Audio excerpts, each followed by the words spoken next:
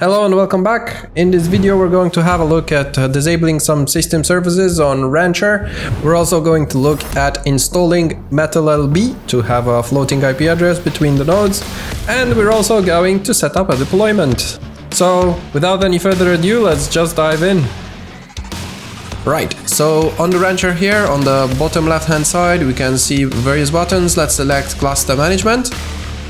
Once in the cluster management screen, let's find our cluster and then go on the right hand side, 3 dots, and then edit config.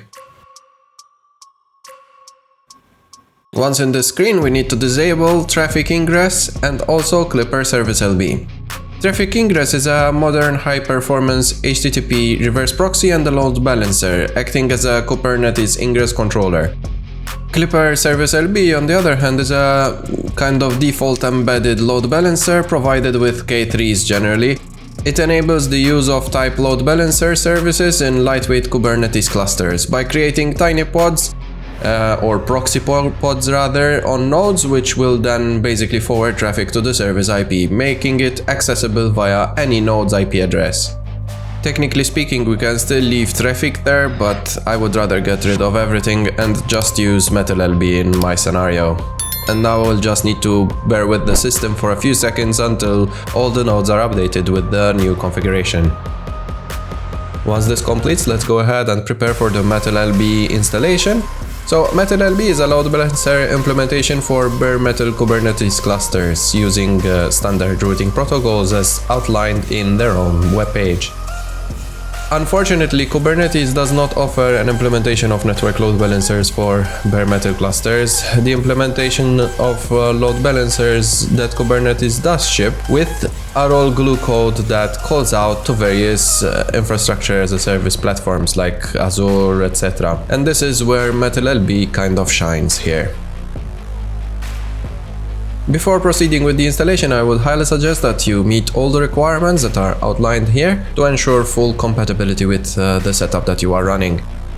We are going to proceed with the installation by manifest, so we can just go ahead and copy the snippet that they are providing here and run it on our Rancher console to have it installed on all our nodes.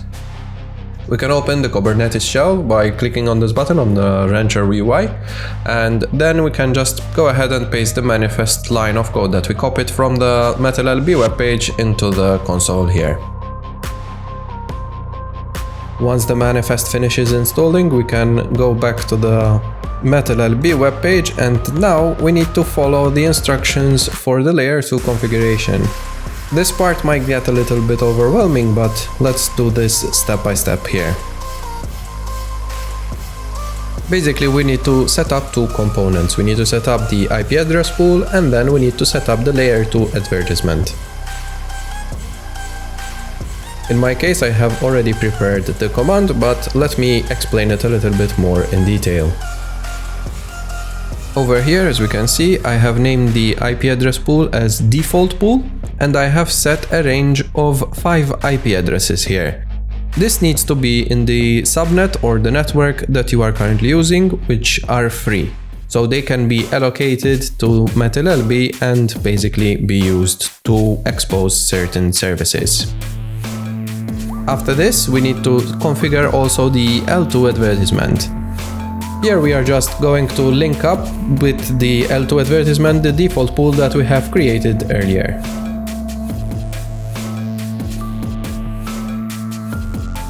With these created, we can use the kubectl get command to retrieve the configuration that has been set up.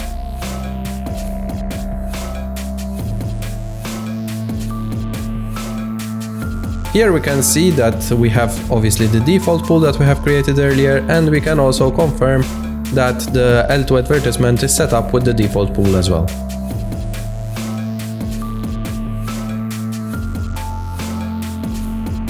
We can also use the kubectl describe command to basically list all the information related to the default pool that we have created earlier. Here we can see that we have no assigned and available we have 4 IPv4 addresses.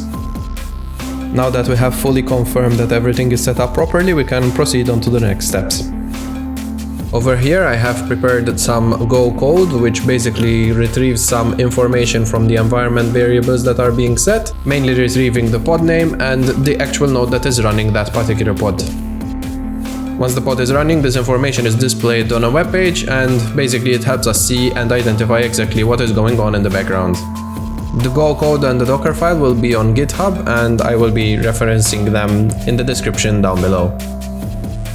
While we're at it, I'm going to add a tag to the Docker image, which basically will reflect how it looks like on the Docker Hub.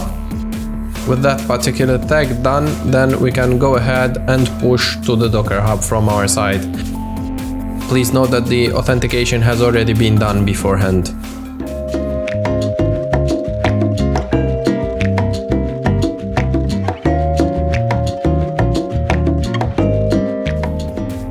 To confirm this has been pushed, we can go to the Docker Hub repository, and here we can see that the latest image has been pushed pretty much less than a minute ago, which corresponds to what we're doing here.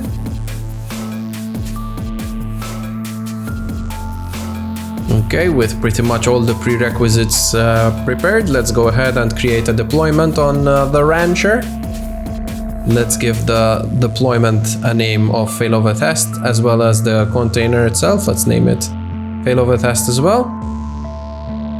I'm just going to grab quickly the image from Docker Hub, and I'm going to mark it as the latest. The pull policy is very important. Let's make it as always.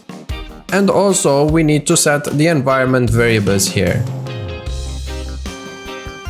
These environment variables are crucial because this is where the Go code retrieves the information about the pod name and the actual node where the pod is running.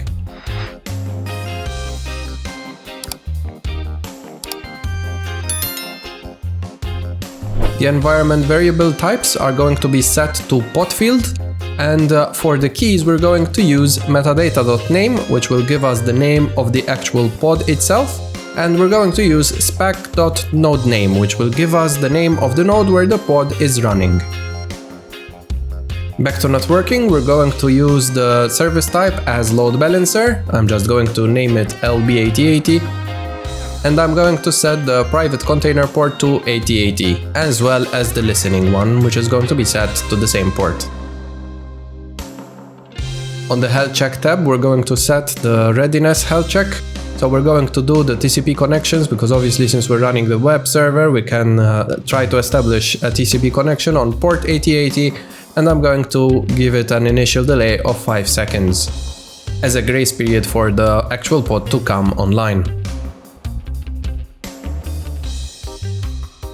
When trying to save here, we can notice that it doesn't like capital letters, so I'm just going to change them to small letters. Once we click on create, as we can see here, the state of this particular deployment goes into updating. We can click on that particular deployment to view the details. As we can see here, we have the pod name and the particular state that the pod is currently in. And we can also note that after a few seconds, again keep in mind that this is not the fastest cluster, the state turns to green, and it is basically showing that the pod is in a healthy and functioning state. Something which I forgot to change before for this demo is the replicas. So let's go ahead and edit the deployment to have 2 replicas. And once we edit this particular config and save it, it will automatically create 2 new ones without removing the old one. Once the 2 new replicas are in a functioning and healthy state, the old one will be then removed, which can be observed here in this particular deployment. With the deployment now set up, let's go ahead and configure the load balancer with the virtual IP address that we have set up on MetalLB earlier. We can do this by going to services and identifying which deployment and the corresponding load balancer. If you are not sure, here you can click on the actual service and you can see the pods that are running for this particular load balancer in this case. Once you are confident that you have identified the right load balancer, you can go ahead on the right hand side, click on the 3 dots and then edit. From here we need to go into the IP addresses section and insert the IP address that we'd like to associate to this particular load balancer. In my case, I'm going to use the 101, which is the first usable IP address of the range. And yeah, we can just go ahead and hit save. We can use the same commands that we have used earlier to confirm that the IP address has been assigned by using the shell on rancher and using then the kubectl describe command.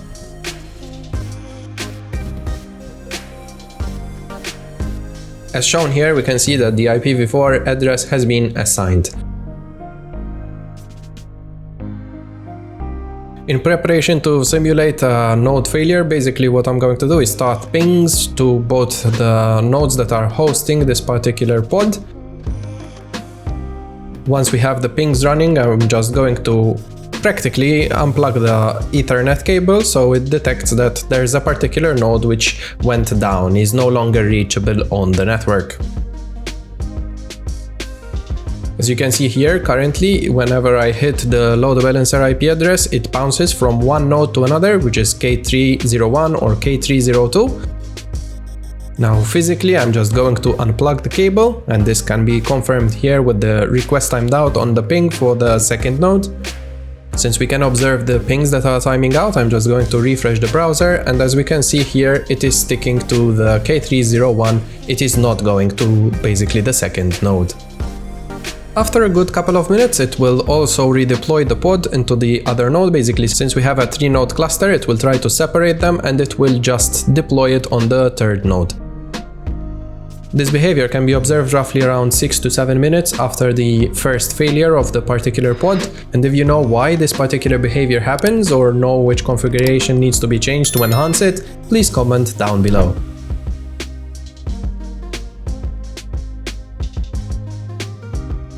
Since now the pod seems to be healthy and is shown as green, I'm just going to refresh the browser, and as we can see now, the load balancer is now alternating between the first node and the third node. The state of the pod that was running on the second node is currently still stuck on terminating, so I'm just going to connect back the network cable. This would bring back the pings online. And after a few good seconds, we can see here that the particular pod is no longer shown under this deployment. Which brings us to the end of today's demonstration. I hope you enjoyed it as much as I did, and as always everyone, it's very important to stay curious and keep learning.